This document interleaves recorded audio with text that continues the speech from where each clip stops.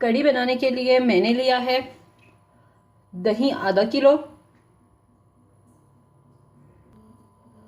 बेसन 1 कप, थोड़ी सी लस्सी मैंने ली है आधा जग। आप अगर चाहें तो दही की मिकदार थोड़ी सी बढ़ा सकते हैं, और इसके अलावा इसमें पानी पड़ेगा। पानी 2 से 3 जग जितना आप चाहें, पतली या गाढ़ी, उस लिहाज से आप पानी डाल सकते हैं। मैंने सिर्फ टेस्ट के लिए इसमें चाटी की लस्सी इस्तेमाल की है। अगर आपके पास ये नहीं है तो कोई बात नहीं, आप आधा किलो के बजाय थोड़ी सी दही की मिकदार बढ़ा लीजिए। प्याज लिया है मैंने 1 मीडियम साइज, जिसको मैंने काट लिया है। टमाटो पेस्ट लिया है मैंने 2 मीडियम टमाटर लिए थे जिनका मैंने पेस्ट बना लिया है।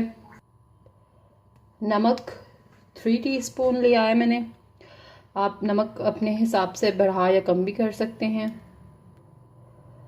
पिसी हुई लाल मिर्च मैंने ली है 1 टीस्पून। कुटी लाल मिर्च ली है मैंने 1 टीस्पून। हल्दी मैंने ली है 2 टीस्पून। साबुत सूखा धनिया मैंने 2 टीस्पून लिया है।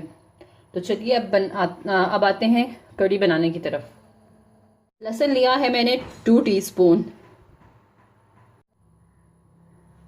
अब मैंने एक खाली बाउल ले लिया है, इसमें मैंने दही डाला, जो आधा किलो दही मैंने लिया हुआ था। अब इसको फेंटना है।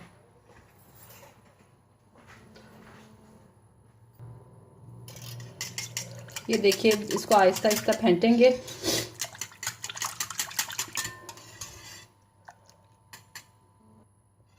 ये देखिए, दही को मैंने फेंट लिया है, और जो बेसन है उसको आहिस्ता आहिस्ता से इसमें शामिल करना है, गुठलियाँ, ताकि गुठलियाँ ना बने। और जितना अच्छा आप फेंटेंगे उतनी अच्छी कढ़ी बनेगी। इसी तरह आहिस्ता आहिस्ता हमने सारा बेसन दही में मिक्स करते जाना है। अगर आपको लगे कि दही बेसन डालने से ज़्यादा गाढ़ा हो रहा है, तो जैसे पानी या लस्सी जो भी आपके पास है वो इसमें थोड़ा थोड़ा करके ऐड करते जाएं। इसी तरह करते हुए ये सारा बेसन इसमें मिक्स कर देना है, थोड़ा थोड़ा करके।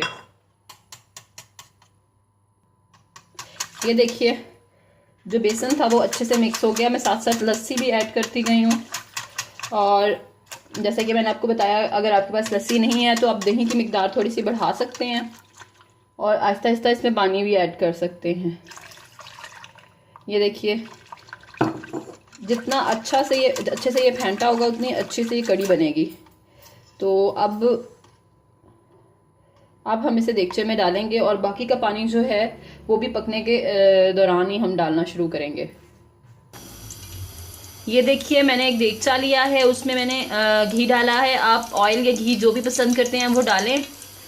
और अब हम इस पे डालेंगे अपनी काटी हुई प्याज जी। अब इसको हमने थोड़ा सा नरम करना है, ब्राउन नहीं करना आपने, इतना प्याज को फ्राई करना है कि वो नरम हो जाए। प्याज़ों को मैंने कर लिया नरम। अब मैं डालूंगी इसमें टमाटो पेस्ट जो मैंने बनाई थी।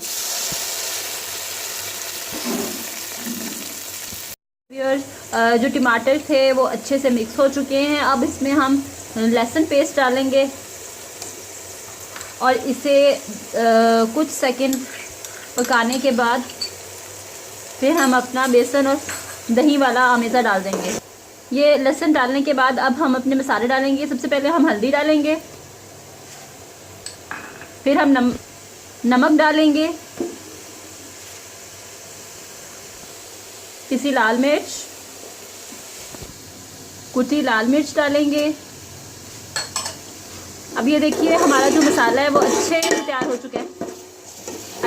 हो चुका है। अब हम इसमें बेसन और दही वाला अमेज़ा मिक्सचर डालेंगे। ये देखिए, अब हम इसमें दही और बेसन वाला अमेज़ा डाल रहे हैं।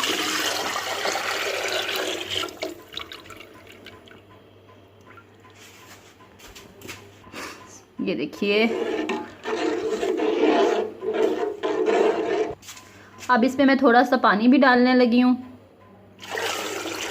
ये देखिए मैं इसमें पानी डाल चुकी हूँ और इसे जितना मुमकिन हो सके पहले पतला रखना है। और अगर मैं आपको एक टिप दूँ कि आप इसे तेज़ आंच पे बॉयल करेंगे और जैसे ही बॉयल आना शुरू होगा तो आप मीडियम आंच कर देंगे और इसे साथ साथ हिलाते जाइएगा। जब ये थोड़ा सा पक जाए फिर हल्की आंच कर दें, क्योंकि एकदम से आप हल्की आंच करेंगे तो कढ़ी बाहर गिर जाएगी। अब इसके बॉयल आने तक हम इंतज़ार करते हैं। ये व्यूअर्स,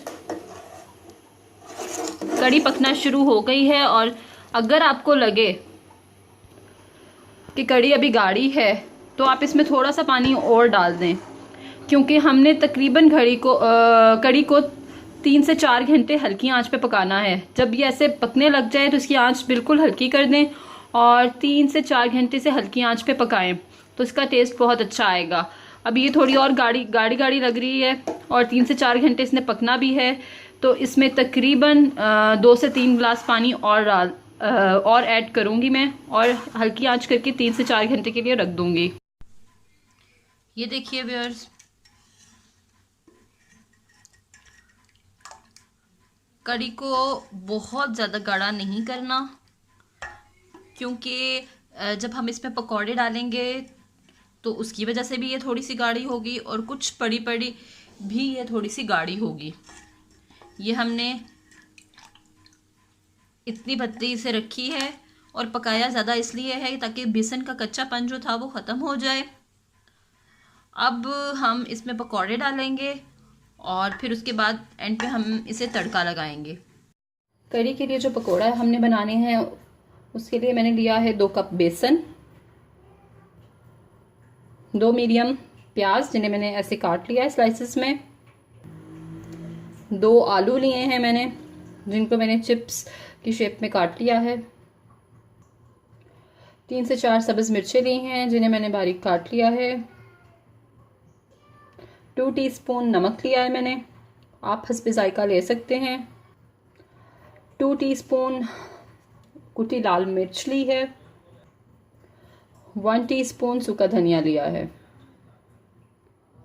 अब मैंने ले लिया है एक बाउल, उसमें मैं डालूंगी बेसन और उसके साथ अपने तमाम बाकी मसाले, नमक, कुटी लाल मिर्च, सूखा धनिया, हरी मिर्च और इसे करना है पहले मिक्स पानी से।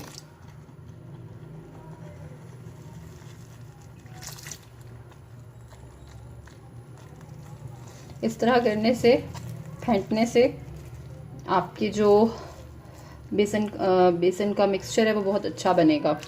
पहले आप इसे इस तरह फेंटें और फिर आलू और प्याज इसमें ऐड करेंगे।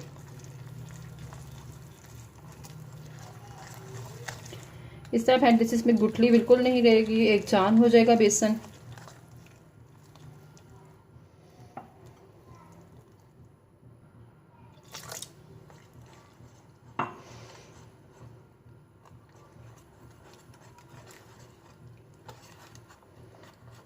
ये देखिए, ना बहुत ज़्यादा गाढ़ा ना बहुत ज़्यादा पतला मिक्सचर हो। प्याज,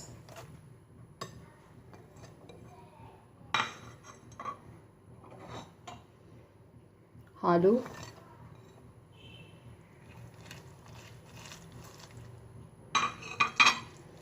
और इसी से हम करेंगे अच्छे से मिक्स।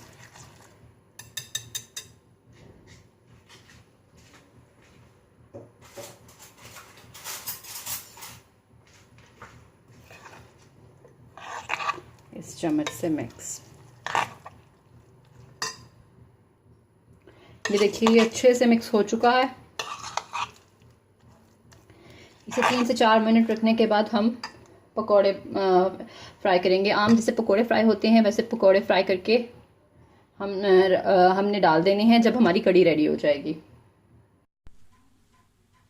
ये देखिए, ये पकोड़े जो मैंने फ्राई कर लिए थे उनको अब मैं इसमें डाल दूंगी और इसे मिक्स करेंगे घी का तड़का तो मैं पहले लगा चुकी हूँ, लेकिन ऊपर थोड़े से टेस्ट के लिए मैं अब तड़का लगाऊंगी इसे सूखे धनिया का और कश्मीरी मिर्च का। आप अगर आप चाहें तो बेशक ना लगाएं, लेकिन इससे टेस्ट ज़रा और अच्छा हो जाएगा। ये देखिए व्यूअर्स, मैंने घी थोड़ा सा गर्म कर लिया था। अब मैं इसमें सूखा धनिया, कश्मीरी मिर्च और सब्ज़ मिर्च जितनी आपको पसंद है उस हिसाब से आप डाल लें।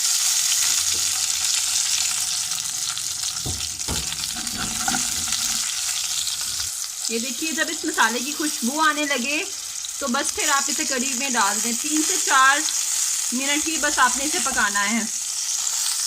ये देखिए व्यूअर्स, और सिंपल इस तड़के को ऊपर डाल दिया है।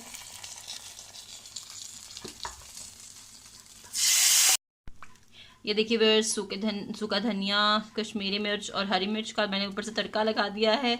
इसके लुक में भी फ़र्क आएगा और इसके टेस्ट में भी इससे फ़र्क आएगा। हमारी कढ़ी हो चुकी है रेडी बिल्कुल। इसे डिश आउट करते हैं।